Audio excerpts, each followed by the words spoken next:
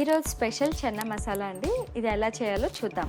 ముందుగా దీనికి కావాల్సిన పదార్థాలు: ఒక కప్పు కాబూలీ చెనా నైట్ నానబెట్టుకుంటే మనకి మార్నింగ్కి అలా చక్కగా నానిపోతుంది. అలాగే తరిగి పెట్టుకున్న ఉల్లిపాయ ముక్కలు ఒక కప్పు, అరకప్పు టమాటో పేస్ట్,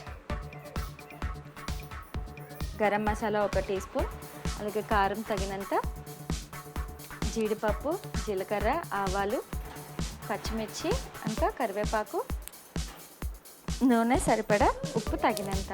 మరి ప్రాసెస్ చూద్దామా? ముందుగా మనం ఒక కుక్కర్ని పెట్టుకొని స్టవ్ ఆన్ చేసుకుందామండి. ఇందులోని ఒక 2 to 3 స్పూన్స్ ఆయిల్ వేసుకుందాము. సో ఆయిల్ వేడెక్కిన తర్వాత జీలకర్ర, ఆవాలు, అలాగే జీడిపప్పు వేసుకొని 2 నిమిషాలు ఫ్రై చేసుకుందాం.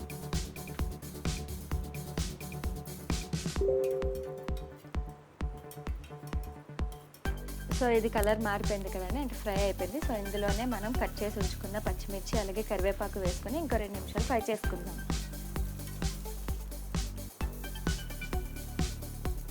ఇప్పుడు మనం తరిగి పెట్టుకున్న ఉల్లిపాయలు వేసుకుందామండి. మనకి ఇవి మగ్గేంత వరకు మనము ఫ్రై చేసుకుందాము. చూసారు కదా, మనకి ఇక్కడ కలర్ చేంజ్ అయిపోయింది. సో ఆల్రెడీ మనం పేస్ట్ చేసుకున్న టమాటోస్ ఉన్నాయి కదండి, అది ఇందులో వేసేసుకుందాం. వేసుకొని బాగా ఒకసారి కలుపుకుందాము.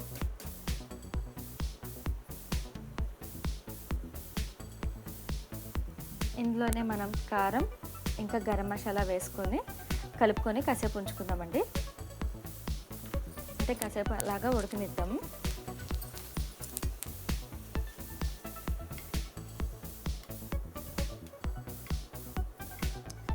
సో ఇందులోని మనం నానబెట్టుకున్న కాబూలీ చెనా ఇందులో వేసేసుకుందామండి. అలాగే ఇందులో కొంచెం వాటర్ ఉంది. సో ఒకవేళ మీకు ఇంకా కావాల్సితే ఇంకొంచెం వాటర్ అనేది మీరు ఇందులో యాడ్ చేసుకోవచ్చు. ఇప్పుడు దీనికి సరిపడా ఉప్పు అనేది వేసుకుందాం.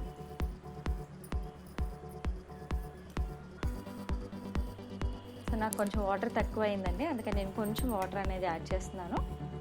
యాడ్ చేసుకొని ఒకసారి కలుపుకొని మనం ఈ మూత అనేది పెట్టేసుకుందాము.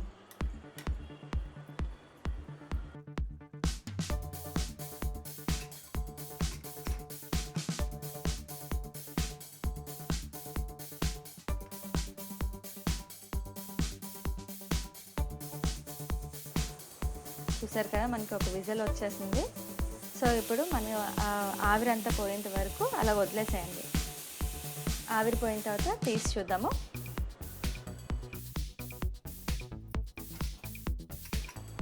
మంచి స్మెల్ వస్తుందండి. అలాగే మనకి చనా మసాలా కర్రీ అనేది చక్కగా రెడీ అయిపోయింది. అంతేనండి, ఎంతో రుచికరంగా ఉండే చనా మసాలా కర్రీ అనేది రెడీ అయిపోయింది కదా. సో దీన్ని మీకు రైస్లో కావాలంటే రైస్లోకి లేదా రోటీలోకి చపాతీలోకి కలుపుకొని తింటే చాలా బాగుంటుందండి. ఫ్రెండ్స్, మీకు మా వీడియో నచ్చినట్లయితే సబ్స్క్రైబ్ చేయండి. అలాగే లైక్, షేర్, కమెంట్ చేయండి. Thank you.